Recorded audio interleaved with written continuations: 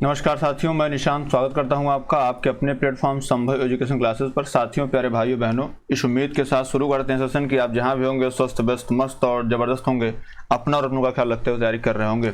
साथियों, प्यारे भाइयों बहनों, सेशन शुरू करने से पहले एक मात्र निवेदन है, सेशन को देखिए, यदि अच्छा लगे तो इसको लाइक कर लीजिए, अपने दोस्तों तक शेयर कर लीजिए, अपने सब्सक्राइब कर लीजिए और अपने दोस्तों से भी कहिए कि सब्सक्राइब करने के लिए। ठीक है, चलिए शुरू करते हैं सेशन। पहला प्रश्न लेते हैं। क्या पहला प्रश्न भैया? पहला प्रश्न है प्रसिद्ध मोर सिंहासन का निर्माण और उसकी लाल किले में स्थापना में से किस मुगल शासक ने की थी? शाहजहां ने की थी, जहांगीर ने की थी, अकबर ने की थी या बहादुर शाह प्रथम ने की थी? बताओ भैया कौन किया था? देखिए, हम बात करते हैं प्रसिद्ध मोर सिंहासन, तो मोर सिंहासन जो था, मयूर सिंहासन जो था, इसका निर्माण शाहजहां ने करवाया था। तो मयूर सिंहासन का निर्माण, अगर निर्माण की बात करें तो इसका निर्माण जो शाहजहां ने करवाया था, ठीक है। और शाहजहां ने आगरा के किले से इसको उठा के कहाँ ले गया था? ये दिल्ली के लाल किले में। कहाँ पे? दिल्ली के लाल किले में इनको ले गया था। ठीक है, लाल किले में इसको स्थापित किया था। कौन किया था? शाहजहां किया था। बात क्लियर है? देखिए, शाहजहां तो इसने ये कर लिया था। बात आगे अगर बात करें तो ये जो मयूर सिंहासन आपका है, इसको मयूर सिंहासन को किसने लूटा था? तो मयूर सिंहासन को लूटकर नादिर शाह जो था वो ईरान ले गया था। कौन? नादिर शाह कहाँ ले गया था? ईरान ले गया था। बात क्लियर है? तो ये मामला था इसका। ठीक है, शाहजहां के शासनकाल को जो है स्थापत्य कला का स्वर्ण युग बोलते हैं। क्या? स्थापत्य कला क्यों बोलते हैं? हम बात करते हैं। स्थापत्य कला का स्वर्ण युग बोला जाता है। जहांगीर के काल क्या बोलते हैं? जहांगीर के काल को चित्रकला का स्वर्ण युग,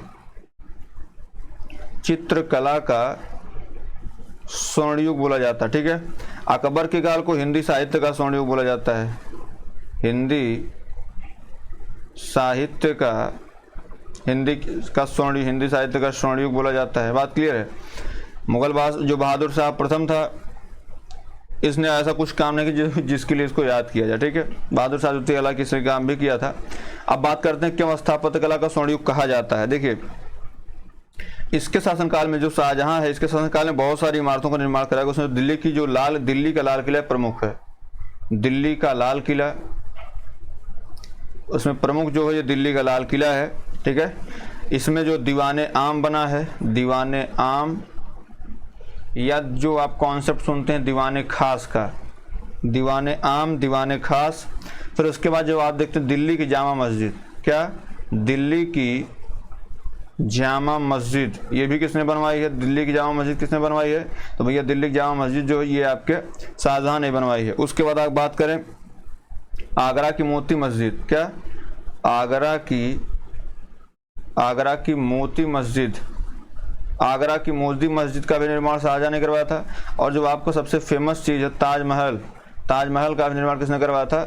इसने ही करवाया था। किसने? शाहजहां ने ही करवाया था। बात क्लियर है? इसमें राइट आंसर आपका ऑप्शन नंबर ए सही हो जाएगा, शाहजहां। ठीक है, चलिए आगे बढ़ते हैं। दूसरा, बोध गया एक महत्वपूर्ण बौद्ध तीर्थ केंद्र है क्योंकि गौतम बुद्ध यहाँ पैदा हुए थे, क्योंकि गौतम बुद्ध ने यहाँ ज्ञान प्राप्त किया था, क्योंकि गौतम बुद्ध ने ज्ञान प्राप्त करने के बाद यहीं अपना पहला उपदेश दिया था। ऑप्शन डी, क्योंकि गौतम बुद्ध ने यहाँ निर्माण नहीं होगा, यहाँ होगा निर्वाण प्राप्त किया था। ठीक है, देखिए बात करते हैं गौतम बुद्ध के जन्म की। किसकी बात करते हैं? गौतम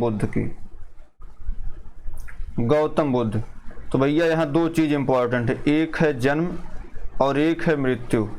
दो ही इंपॉर्टेंट चीज़ें हैं। जन्म कब हुआ था इनका?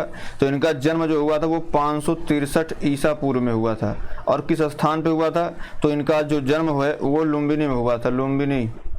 लुम्बिनी कुंडग्राम में हुआ था। सॉरी, लुम्बिनी जो है कपिलवस्तु में हुआ था। कपिलवस्तु में हुआ था। ठीक है, लुम्बिनी कपिलवस्तु में इनका जन्म हुआ था। मृत्यु कब हुई थी? तो भैया मृत्यु जो इनकी हुई थी वो 483 ईसा पूर्व में हुई थी, है ना। कहाँ हुई थी? तो कुशीनगर देवरिया में। कहाँ पे? कुशीनगर देवरिया में हुई थी। और इसी को क्या कहा गया था? इसी को कहा गया था महापरिनिर्वाण कहा गया था। बात क्लियर है? इसमें कोई दिक्कत नहीं ना।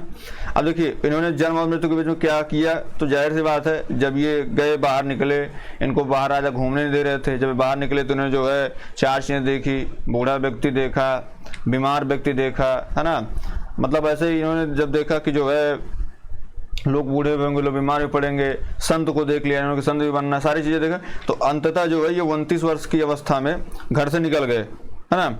ये 29 वर्ष की अवस्था में जो है ये घर से निकल गए, और 29 वर्ष की अवस्था में जो घर से निकले तो ये करीब 6 साल तपस्या किए, 6 वर्ष की तपस्या किए, और 35 वर्ष की उम्र में इनको क्या हुआ, इनको ज्ञान प्राप्त हुआ। कहाँ पर इनको ज्ञान प्राप्त हुआ, कब प्राप्त हुआ, बैसाख की पूर्णिमा, बैसाख की पूर्णिमा, निरंजना नदी के बैसाख की पूर्णिमा, निरंजना या फाल्गु नदी इसको बोलते हैं, क्या बोलते हैं, इसको फाल्गु नदी बोलते हैं। फाल्गु नदी किनारे पीपल वृक्ष के नीचे, किसके, पीपल वृक्ष के नीचे इनको ज्ञान प्राप्त हुआ। और जो सिद्धार्थ 29 वर्ष की अवस्था में घर से निकले थे वो अब क्या कहलाए, वो अब कहलाए बुद्ध। और यहीं से जो इनको ज्ञान प्राप्त हुआ, यह इस ज्ञान को प्राप्त करने के बाद ये बुद्ध कहलाए। और बुद्ध ने अपना जो पहला उपदेश दिया, क्या, ज्ञान प्राप्ति के बाद जो पहला उपदेश इन्होंने दिया वो दिया कहाँ पे, वो दिया आपका सारनाथ में। सारनाथ बोले तो ऋषिपत्तनम में दिया।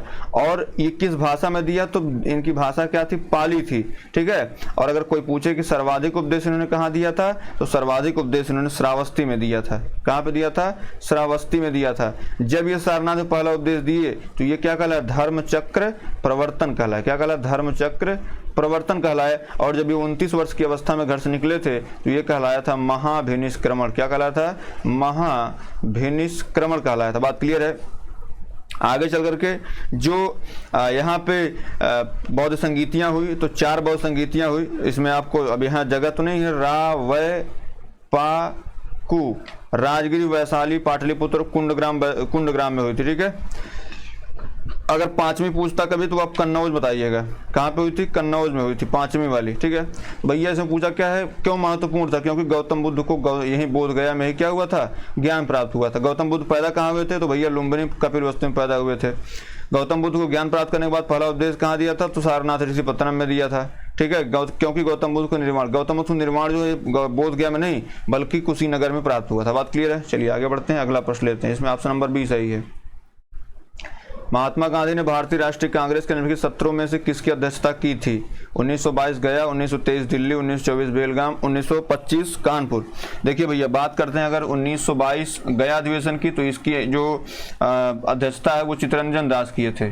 कौन किए थे, चित्तरंजन दास किए थे, ठीक है। और चित्तरंजन उपनाम क्या है, देश बंधु इनका नाम है। क्या है, देश बंधु इनका नाम है। देश बंधु चित्तरंजन दास जो है इसकी अध्यक्षता किए थे। बात करते हैं दिल्ली के, तो 1923 में दिल्ली के जो अध्यक्षता किए थे वो किए थे अबुल कलाम आज़ाद। कौन किए थे, अबुल कलाम आज़ाद किए थे 1923 में। और ये सबसे युवा अध्यक्ष थे। क्या थे, सबसे युवा अध्यक्ष थे। सबसे युवा अध्यक्ष कौन थे, अबुल कलाम आज़ाद थे। 1923 में दिल्ली अधिवेशन की अध्यक्षता किए थे। बात करते हैं बेलगाम की, तो ये इसकी अध्यक्षता जो है गांधी जी किए थे 1923 में। जब ये रिहा हुए, है ना, तो उसके बाद जो 1924 में ये अपना करके अध्यक्षता कर दिए थे। बेलगांव कहाँ है, कर्नाटक में है। कहाँ पे है, बेलगांव जो है ये कर्नाटक में है। बात क्लियर है। अब बात करते हैं अगर 1925 की, तो 1925 में जो कानपुर में अधिवेशन हुआ था इसकी अध्यक्षता कौन की थी, तो अध्यक्षता की थी सरोजिनी नायडू। कौन की थी, सरोजिनी नायडू जो है इसकी अध्यक्षता की थी। और ये कह सकते हैं कि प्रथम भारतीय महिला अध्यक्ष, कांग्रेस की प्रथम भारतीय महिला अध्यक्ष, प्रथम भारतीय महिला अध्यक्ष, ठीक है। बात का अगर देखिए अगर आपसे पूछे प्रथम महिला, तो प्रथम महिला जो है एनी बेसेंट थी। प्रथम महिला जो कांग्रेस की अध्यक्ष थी वो 1917 में जो है 1917 में कौन थी, एनी बेसेंट बना दी गई थी, ठीक है। एनी बेसेंट बनी थी। लेकिन अगर प्रथम भारतीय महिला पूछे तो 1925 में कानपुर का अधिवेशन हुआ था और इसमें सरोजिनी नायडू जो है पहली महिला अध्यक्ष के रूप में आई थी, ठीक है। बेलगांव अधिवेशन हुआ था। बात करते हैं अगर कांग्रेस की बात कर लेते हैं। कांग्रेस की स्थापना बेसिकली पहले इंडियन नेशनल कांग्रेस जो बाद में हुआ है, ठीक है।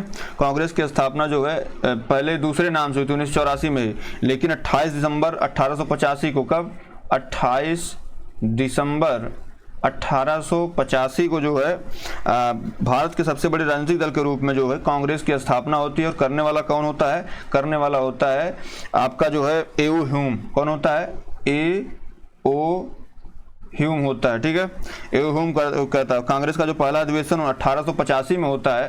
पहला अधिवेशन कहाँ होता है? तो पहला अधिवेशन जो है ये आपका जो है 1885 में होगा। ये आपका बम्बई में होता है, ठीक है, बम्बई में होता है। और जो इसके पहले अध्यक्ष चुने जाते हैं वो चुने जाते हैं आपके व्योमेश चंद्र बनर्जी। कौन होते हैं? व्योमेश चंद्र बनर्जी जो है इसके अध्यक्ष बनाए जाते हैं। बात क्लियर भैया? तो इसमें देख लीजिए, इसका राइट आंसर क्या हो जाएगा? Option number C, Belgaum, Karnataka, ठीक है। चलिए आगे बढ़ते हैं। चौथा प्रश्न क्या है? भारतीय स्वतंत्रता आंदोलन के दौरान 1932 में ग्रेट ब्रिटेन के किस प्रधानमंत्री को ने सांप्रदायिक पुरस्कार की घोषणा करी थी? स्टैनली बाल्डविन ने, नेविल चैम्बरलेन ने और विंस्टन चर्चिल ने, जेम्स रैमजे मैकडोनाल्ड ने। बताइए इसमें राइट आंसर क्या होगा? देखिए बात करते हैं अगर हम सांप्रदायिक पुरस्कार की, तो ये 1909 से ही शुरू हो गया था। 1909 में आया, फिर 1919 में आया और उसके बाद 1932 में इन्होंने हद ही कर दी। 1909 में क्या आया था? मार्ले मिंटो एक्ट आया था, ठीक है, मार्ले मिंटो एक्ट आया था। मार्ले मिंटो एक्ट आया था। मार्ले मिंटो एक्ट मुस्लिमों के लिए आया था, ठीक है। 1919 में क्या था? मॉन्टेग्यू चेम्सफोर्ड एक्ट आया था। क्या था? मॉन्टेग्यू चेम्सफोर्ड एक्ट आया था। किसके लिए? सिखों के लिए अलग से और ये ईसाइयों के लिए भी बात की गई थी। 1932 में क्या आया? 1932 में रैमजे मैकडोनाल्ड का जो चार्टर एक्ट आया था। इसमें दलितों के लिए अलग से आरक्षण की बात की, जिसके गांधी जी ने विरोध किया और इनको जेल में डाल दिया गया। जेल में इन्होंने क्या किया? आमरण अनशन किया, ठीक है। और तब जाकर के गांधी जो यहीं मिले हैं, पूना समझौता होता है अम्बेडकर जी से गांधी जी का, और उसके बाद जो सारी चीज़ें होती हैं। तो इसमें राइट आंसर जो आपको हो जाएगा वो हो जाएगा option number D, Ramsay MacDonald, ठीक है। चलिए 5वां नंबर लेते हैं भैया। क्या है? निम्नलिखित में से किस शहर में स्वतंत्रता सेनानी चंद्रशेखर आजाद ने ब्रिटिश पुलिस द्वारा घिर जाने पर खुद को गोली मार ली थी? भोपाल, इलाहाबाद, कानपुर या जबलपुर? राइट आंसर हो जाएगा आपका इलाहाबाद। इलाहाबाद में इनके नाम पर चंद्रशेखर आजाद पार्क भी बना हुआ है, ठीक है, जिसको पहले अल्फ्रेड पार्क बोला जाता था। इसमें ही इन्होंने जो है खुद को गोली मार ली थी और आत्म बलिदान दे दिया था, ठीक है। निम्नलिखित में से किस नदी का समागम अरब सागर में है? नर्मदा, गोदावरी, कृष्णा या कावेरी? देखिए बात करें यहाँ पे तो जो अरब सागर, जैसे आप ये भारत देख पा रहे हैं, ठीक है, ये भारत आप देख पा रहे हैं, ये जो एरिया है यही आपका अरब सागर का एरिया। क्या है? ये आपका अरब सागर का एरिया है, ठीक है, ये अरब सागर का एरिया है। और यहाँ खंभात की खाड़ी है। क्या है? खंभात की खाड़ी है, ठीक है, खंभात खाड़ी है। पूछ रहा है कि अरब सागर मतलब ये पूरे एरिया जो ये आपका ऐसे कर लीजिएगा, ठीक है, ये आपका ऐसे है। तो ये जो पूरा एरिया है यहाँ पे कौन सी नदी आके गिरती है? तो इसमें बहुत सारी नदियाँ, जैसे आपकी यहाँ पे बात करें तो यहाँ से शुरू समझ लीजिए, शुरू होती लूनी, उसके बाद बात करें साबरमती, लूनी, उसके बाद आती साबरमती, उसके बाद आपका जो है माही नदी, साबरमती, ये माही नदी जो कर्क रेखा को 2 बार काटती है, 3 राज्यों में बहती है, कर्क रेखा को 2 बार काटती है, ठीक है, कर्क रेखा को 2 बार काटती माही नदी, ये भी आपकी इसी में गिरती है, ठीक है। उसके बाद बात करें अगर इसके बाद तो फिर नर्मदा नदी हो जाती है, नर्मदा नदी, ठीक है। और प्रायद्वीपीय भारत की सबसे लंबी नदी है, प्रायद्वीपीय भारत की सबसे लंबी नदी है। उसके बाद बात करें तो पेरियार है, आपके केरल में पेरियार नदी भी यहीं पे आके गिरती है, ठीक है। तो ये सारी नदियाँ, माही, लूनी, साबरमती, नर्मदा, ये सारी नदियाँ जो है ये पश्चिम की ओर बहने वाली नदियाँ क्या हैं? ये अगर देखा जाए तो क्या है? पश्चिम की ओर बहने वाली नदियाँ। बात क्लियर है? इसमें देखिए गोदावरी, कृष्णा, कावेरी, ये तो बल्कि ये गिरती कहाँ? बंगाल की खाड़ी में। कहाँ गिरती हैं? बंगाल की खाड़ी में गिरती हैं। जो नर्मदा नदी है ये कहाँ गिरती है? ये आपकी गिरती है अरब सागर में। बात क्लियर है? इसमें राइट आंसर आपका ए हो जाएगा। चलिए आगे बढ़ते हैं। 7वां नंबर, भद्रा वन्यजीव अभयारण्य किस राज्य में स्थित है? झारखंड, गुजरात, राजस्थान, कर्नाटक? देखो भैया झारखंड में क्या जो फेमस सबसे ज़्यादा है वो है हजारीबाग। क्या है? हजारीबाग वन्यजीव अभयारण्य, ठीक है। बात करते हैं गुजरात का, तो यहाँ पे सबसे फेमस जो है वो है आपका गिर राष्ट्रीय उद्यान, ठीक है, गिर राष्ट्रीय उद्यान जो है यहाँ का है, ठीक है। बात करते हैं राजस्थान की, तो घाना पक्षी विहार। क्या? घाना पक्षी विहार। घाना पश्चिम बिहार है, या फिर रणथंभौर, क्या है, रणथंभौर वन्यजीव अभयारण्य है, वन्यजीव अभयारण्य है, तो ये भी आपके राजस्थान में, ठीक है। ये सारी चीज़ें हैं। उसके बाद बात करते हैं, ये जो भद्रा वन्यजीव अभयारण्य है ये आपके कर्नाटक में है, और कर्नाटक में इसका राइट तो ऑप्शन डी हो जाएगा। और एक और नोट कर लीजिए, बांदीपुर, भद्रा तो वही है, और यहाँ पे क्या है, बांदीपुर, बांदीपुर वन्यजीव अभयारण्य, ठीक है। ऐसे उत्तर प्रदेश की बात करें तो यहाँ चंद्रप्रभा है, दुधवा है, ठीक है। उड़ीसा की बात करें तो उड़ीसा में सिमलीपाल है। तमिलनाडु की बात करें तो यहाँ मधुमलाई है, ठीक है। उत्तराखंड में बात करें तो यहाँ जिम कॉर्बेट नेशनल पार्क है, ठीक। काजीरंगा और असम, काजीरंगा असम में है, मानस भी असम में है।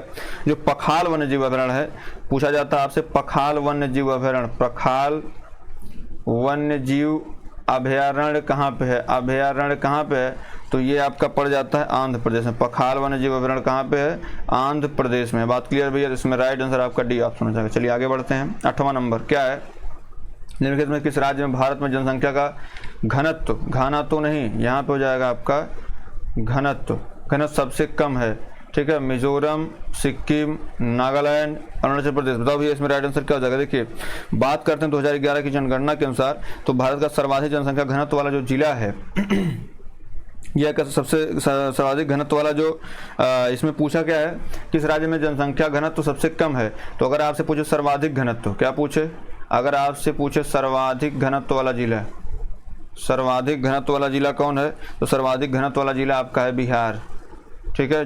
ये आपका अनुपात क्या है, 1106, ठीक है। उसके बाद 1106 प्रति वर्ग किलोमीटर। सबसे कम की बात करते हैं, क्या करते हैं, सबसे कम की बात अगर करेंगे तो सबसे कम जो जनसंख्या घनत्व वाला राज्य है वो है आपका अरुणाचल प्रदेश। क्या है, अरुणाचल प्रदेश है, ठीक है। यहाँ पे क्या कंडीशन है, यहाँ पे आपका 17 व्यक्ति जो है वो प्रति वर्ग किलोमीटर है, प्रति वर्ग किलोमीटर है। बात क्लियर है। जनसंख्या की दृष्टि से सबसे बड़ा केंद्र शासित प्रदेश आपका दिल्ली है, और जनसंख्या की दृष्टि से सबसे छोटा जो सबसे छोटा केंद्र शासित प्रदेश है वो आपका लक्षद्वीप है, ठीक है। आपसे पूछे कि भारत का जनसंख्या घनत्व कितना है, जैसे अगर भारत की बात कर लें तो भारत का जनसंख्या घनत्व, भारत का जनसंख्या घनत्व जो है ये है आपका 382, क्या है, 382 व्यक्ति प्रति वर्ग किलोमीटर है। बात क्लियर है। सर्वाधिक जनसंख्या किस राज्य की है, तो उत्तर प्रदेश की है। न्यूनतम जनसंख्या वाला जिला सिक्किम है। इसमें राइट आंसर जो आपको हो जाएगा Arunachal Pradesh, option number D हो जाएगा। चलिए आगे बढ़ते हैं। 9वां नंबर, डेन्यूब नदी का उद्गम किस देश में है, हंगरी में, जर्मनी में, रोमानिया में, या ऑस्ट्रेलिया में। तो बताओ भैया इसमें क्या है, तो डेन्यूब नदी मध्य यूरोप में बहने वाली एक नदी है। यह इसका जो उद्गम है यह जो है जर्मनी के ब्लैक फॉरेस्ट से के पहाड़ जो है वहाँ से निकलती है, ठीक है। और डेन्यूब नदी वोल्गा नदी के बाद यूरोप की दूसरी सबसे लंबी नदी है। वोल्गा नदी जो है वो सबसे लंबी नदी है, उसके बाद नंबर डेन्यूब का ही आता है, ठीक है। चलिए आगे बढ़ते हैं, इसमें भी ऑप्शन सही है। 10वां नंबर क्या है, क्षेत्रफल के आधार पर सबसे बड़ा महाद्वीप कौन सा है। ऑप्शन ए उत्तरी अमेरिका, ऑप्शन बी दक्षिणी America, option C Asia, option D Africa. बताओ भैया देखो, अगर हम एक तरफ से क्रम लिख देना तो इसमें सबसे बड़ा महाद्वीप जो होता है वो है आपका एशिया। उसके बाद बात करें क्या है, पहले नंबर पे एशिया है, दूसरे नंबर पर बात करें तो ये आपका अफ्रीका है, क्या है, ये आपका अफ्रीका है। और अगर तीसरे नंबर की बात करें तो तीसरे नंबर पे आता है आपका उत्तरी अमेरिका। क्या आता है भैया, तीसरे नंबर पे आता है आपका उत्तरी अमेरिका।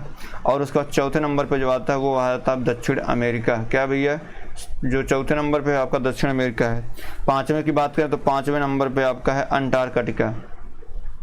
क्या है, अंटार्कटिका जो है ये पांचवें नंबर पे आता है। और अगर छठे नंबर की बात कर लें, छठे नंबर पे आपका आता है यूरोप। क्या आता है, यूरोप जो है ये छठे नंबर पे आता है। और सातवें नंबर पे आता है ऑस्ट्रेलिया महाद्वीप। क्या आता है, ऑस्ट्रेलिया महाद्वीप, ठीक है, ऑस्ट्रेलिया महाद्वीप आता है। बात क्लियर है। तो सबसे लंबा, सबसे लॉन्गेस्ट जो है ये आपका एशिया है, उसके बाद अफ्रीका, उसके बाद उत्तरी अमेरिका, उसके बाद दक्षिणी अमेरिका, उसके बाद अंटार्कटिका, उसके बाद यूरोप, उसके बाद तब आता है क्या, ऑस्ट्रेलिया आता है। पूछा क्या है, सबसे बड़ा महाद्वीप जो है ये आपका एशिया हो जाएगा। ऑप्शन नंबर सी आपका राइट आंसर है। चलिए आगे बढ़ते हैं। चमेरा बांध किस नदी पर बनाया गया है, चमेरा बांध किस नदी पर बनाया गया है, सतलज, रावी, ब्यास या चिनाब। बताओ भैया राइट आंसर क्या हो जाएगा। देखिए बात करते हैं चमेरा बांध की, तो चमेरा बांध जो है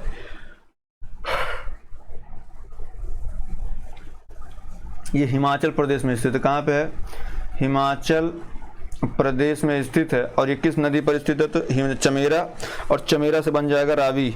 तो ये कहाँ पे स्थित है, रावी नदी किनारे स्थित है। बात क्लियर है। चलिए आगे बढ़ते हैं। 12 नंबर, गैलेरेस ज्वालामुखी किस देश में स्थित है, कोलंबिया में स्थित है, मैक्सिको में स्थित है, इटली में स्थित है, या हवाई में स्थित है। बताओ भैया कहाँ स्थित है। जो गैलेरेस ज्वालामुखी है ये आपके कोलंबिया में स्थित है। कहाँ पे स्थित है, कोलंबिया में स्थित है। यह ज्वालामुखी इक्वाडोर देश के साथ लगने वाले कोलंबिया देश की दक्षिणी सीमा पर स्थित है, और गैलेरेस ज्वालामुखी को कोलंबिया देश का सक्रिय ज्वालामुखी भी माना जाता है। ठीक है, होता ना कि कौन सक्रिय ज्वालामुखी है कौन निष्क्रिय ज्वालामुखी है, तो ये सबसे सक्रिय ज्वालामुखी है। बात क्लियर है। विश्व का सबसे ऊंचा जो है ज्वालामुखी आपका इक्वाडोर देश का है, इक्वाडोर देश का है, जो जिसको कोटापैक्सी बोला जाता है। बात क्लियर है। चलिए आगे बढ़ते हैं इसमें। 13 नंबर चलते हैं। 13 नंबर में क्या भैया, थोसेघर वाटरफॉल किस राज्य में स्थित है, महाराष्ट्र में, कर्नाटक में, उड़ीसा में, या मध्य प्रदेश। बताओ भैया कहाँ स्थित है, तो थालेसर जलप्रपात जो है ये भारत के महाराष्ट्र में स्थित है। कहाँ पे स्थित है, ये भारत के महाराष्ट्र में स्थित है। बात क्लियर है।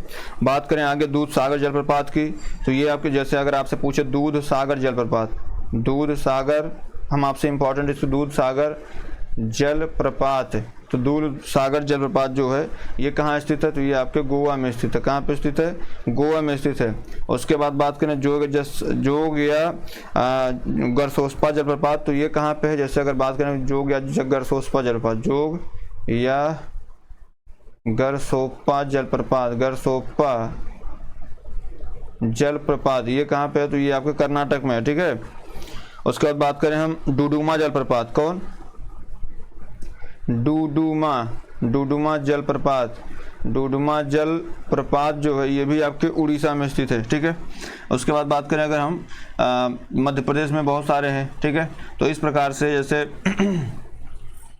इसमें आपका राइट आंसर आपका ए हो जाएगा। चलिए आगे बढ़ते हैं। 14 नंबर, पृथ्वी के उत्तरी गोलार्ध में रहने वाली कुल मानव आबादी का अनुमानित प्रतिशत क्या है, 60%, 70%, 80% या 90%। बताओ भैया कितनी आबादी जो है वो उत्तरी गोलार्ध में रहती है, तो करीब 90%, 90% आबादी जो है ये उत्तरी गोलार्ध में रहती है। ऑप्शन नंबर डी क्या है इसका राइट आंसर। ठीक है। चलिए सर आगे बढ़ते हैं। 15 नंबर पे 15वां क्या है, भारतीय संविधान के अनुच्छेद 243 फर्स्ट के अनुसार पंचायतों को वित्तीय स्थिति समीक्षा के लिए वित्त वर्ष का गठन कब किया जाता है, हर छठे वर्ष किया जाता है, हर 5वें वर्ष किया जाता है, हर दूसरे वर्ष किया जाता है, हर तीसरे वर्ष किया जाता है। देखिए भारतीय संविधान का अनुच्छेद 243 यह उपबंधित करता है कि राज्य का राज्यपाल जो है संविधान 1952 प्रारंभ होने के 1 वर्ष भीतर और इसके बाद 5 वर्ष के भीतर प्रत्येक 5 वर्ष के अवसान पर पंचायतों के लिए वित्तीय स्थिति का पुनर्विलोकन करने के लिए एक वित्त आयोग का गठन करेगा। बात क्लियर है। तो इसमें जो है किस संविधान संशोधन के द्वारा, 73वां संविधान संशोधन 1992 के द्वारा। तो हर प्रत्येक कितने वर्ष पे होगा, प्रत्येक 5 वर्ष पे जो है इसकी बात करी जाएगी। ठीक है। चलिए 16 नंबर चलते हैं। क्या भैया, भारत के संविधान के अनुसार राष्ट्रपति के पास अध्यादेश जारी करने की शक्ति है, अनुच्छेद 72, अनुच्छेद 108, अनुच्छेद 123, अनुच्छेद 213। देखो भैया अनुच्छेद 72 में क्या है, क्षमादान की शक्ति है, राष्ट्रपति की क्षमादान की शक्ति, क्षमादान की शक्ति ये यहाँ पे है। अनुच्छेद 108 में क्या संयुक्त अधिवेशन की बात होती है, किसकी बात होती है, संयुक्त अधिवेशन, संयुक्त अधिवेशन की बात होती है।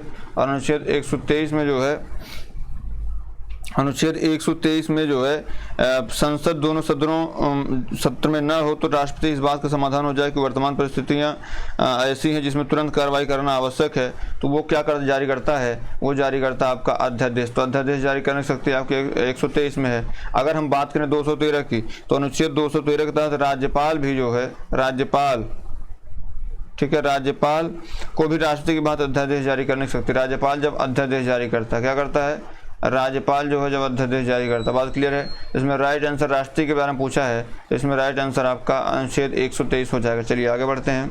17 नंबर, राज्यसभा में मनोनीत सदस्यों कुल संख्या क्या है, 17, 19, 15, 12। बताओ भैया इसका राइट आंसर क्या हो जाएगा। देखिए अगर आप जो है बात करते हैं कि इसमें जो नियुक्ति मनोनीत ये करता है, तो मनोनीत जो है ये करता है कला साहित्य, कला में करता है साहित्य, विज्ञान एवं समाज सेवा, ठीक है। तो कला, साहित्य, विज्ञान, समाज सेवा, इन चारों क्षेत्रों में जो है राज्यसभा से मनोनीत किया सकते हैं। ठीक है, इसकी जो मनोनीत की बात कही गई वो चौथी अनुसूची में कही गई है। किसमें? चौथी अनुसूची में कही गई है कि साहब इनको जो है मनोनीत कर, जिसे मनोनीत करना है तो इसमें इसी के तहत चौथी अनुसूची। और अगर बात करें किस अनुच्छेद के तहत, तो अनुच्छेद 80 आप पढ़े होंगे। कब? अनुच्छेद 80 पढ़े होंगे। कौन एलिजिबल है कौन एलिजिबल नहीं, ये सारा डिसाइड करता है अनुच्छेद 80। ठीक है, तो इसमें आपका राइट आंसर जो हो जाएगा, जैसे कुल सदस्यों की संख्या कितने लोगों को नियुक्ति होती है, तो कुल राज्यसभा में सदस्यों की संख्या कितनी है? राज्यसभा में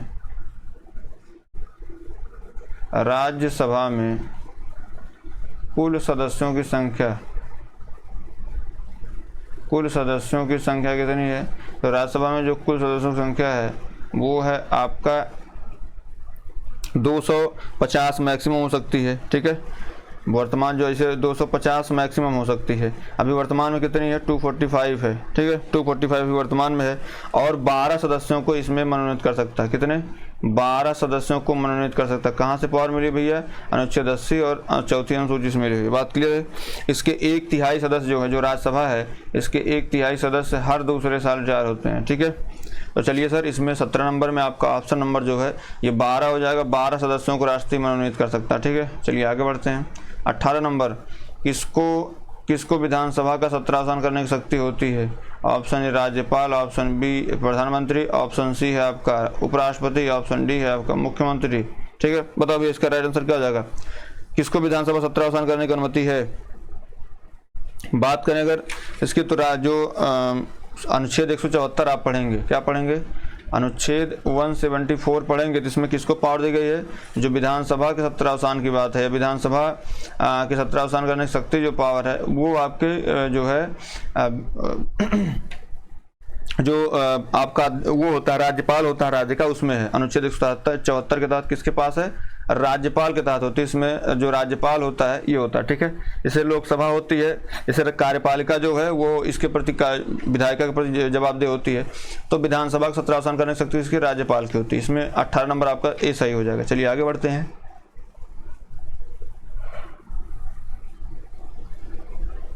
विश्व बाघ दिवस कब मनाया जाता है? 21 अप्रैल, 21 मई, 11 जुलाई या 29 जुलाई? बताओ भैया क्या राइट आंसर हो जाएगा इसका? देखिए, बात करते हैं अगर हम बाघ दिवस की, तो 1973 से जो है ये बाघों के संरक्षण के लिए एक अभियान चलाया जा रहा है। और ये शुरू कब हुआ था? ये शुरू हुआ था 29 जुलाई से। कब शुरू हुआ था? 29 जुलाई से शुरू हुआ था। ठीक है, 29 जुलाई को हम लोग क्या मनाते हैं? बाघ दिवस मनाते हैं। ठीक है, 11 जुलाई क्या मनाते हैं? आपके 11 जुलाई को जनसंख्या दिवस मनाते हैं। क्या मनाते हैं? जनसंख्या दिवस मनाते हैं। बात क्लियर है? देखिए, बात जिसे इसमें पूछा जाता है आपसे कि निम्न में से कौन, किसमें जो है ये मनाया जाता है, किसमें कौन दिवस मनाया जाता है। ठीक है, फिर जैसे अगर हम बात कर लें यहाँ पे, अगर 21 अप्रैल की बात कर लें, ये भी कर सकते हैं कि जो पूरा हम लिख ही दें कि साला जो एक तरफ से पूरा लिख दें। तो 21 अप्रैल को तो कोई वैसे कुछ मनाया नहीं जाता है, इंपॉर्टेंट तो है नहीं, लेकिन 22 अप्रैल इंपॉर्टेंट हो जाता है गुरु। 22 अप्रैल क्या मनाया जाता है भैया? तो 22 अप्रैल को पृथ्वी दिवस मनाया जाता है। क्या?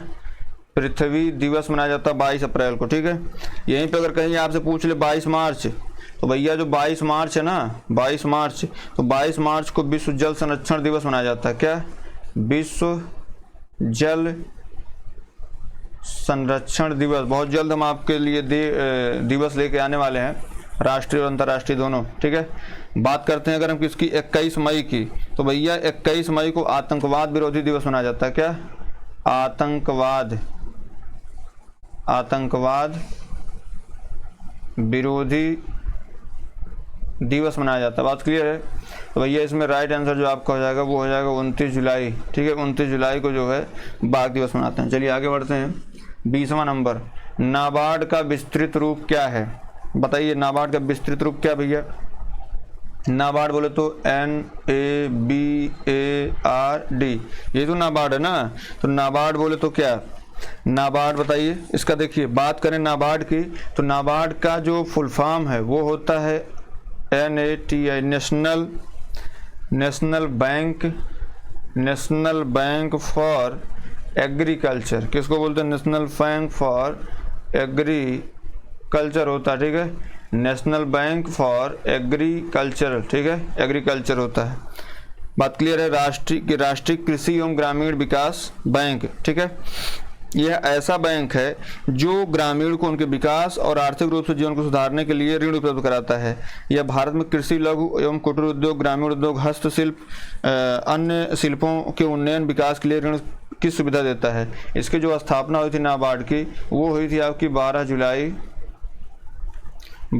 1982 को जो है इसकी स्थापना हुई थी। ठीक है भैया, अगर बात करें नेशनल बैंक फॉर एग्रीकल्चर, देख लीजिए कहाँ पे है, इसमें देख लीजिए national bank for agriculture and rural development जो है, एग्रीकल्चर एंड रूरल डेवलपमेंट देख लीजिए कहाँ पे है, national agriculture bank for agro and rural development. ठीक है, national bank for agriculture agro नहीं एग्रीकल्चर होगा। ठीक है, इसमें एग्रीकल्चर होगा, तो देख लीजिए national bank for agricultural and rural development, यही आपका ऑप्शन नंबर बी क्या है, राइट आंसर हो जाएगा। उम्मीद है क्लास आपको पसंद आई होगी। पसंद आई प्लीज़ इसको लाइक कर दें, शेयर कर दें, सब्सक्राइब जरूर कर लें। बहुत बहुत धन्यवाद।